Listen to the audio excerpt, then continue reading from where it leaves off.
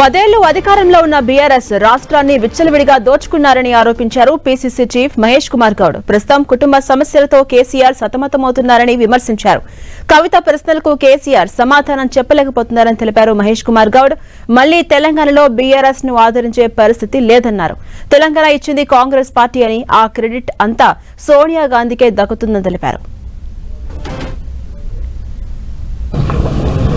ఎన్నేళ్ల తర్వాత బయటకు వచ్చి ప్రజలకి ఇవ్వాల్సిన సమాచారం ఇవ్వలేకపోయినాడు. 10 ఏళ్లుగా ముఖ్యమంత్రిగా చేసినటువంటి మనిషి గత 10 ఏళ్ళలో జరిగినటువంటి ఆర్థిక విధ్వంసానికి, 10 ఏళ్ళలో జరిగినటువంటి రకరకాల దోపిడీలకి ఆయన బాధ్యత వహించాలి. ఇవాళ ఆయన పరిస్థితి ఎట్లుందంటే కనీసం కన్న కూతురు స్పందించినటువంటి ప్రశ్నలకు కూడా వారు జవాబు చెప్పలేని పరిస్థితి.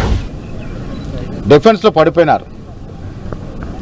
ఈ రాష్ట్రంలో వారు 10 ఏళ్ళు పాలన చేసిన తీరు పట్ల విసిగినటువంటి తెలంగాణ ప్రజలు మళ్ళీ బీఆర్ఎస్ని ఆదరించే పరిస్థితే లేదు.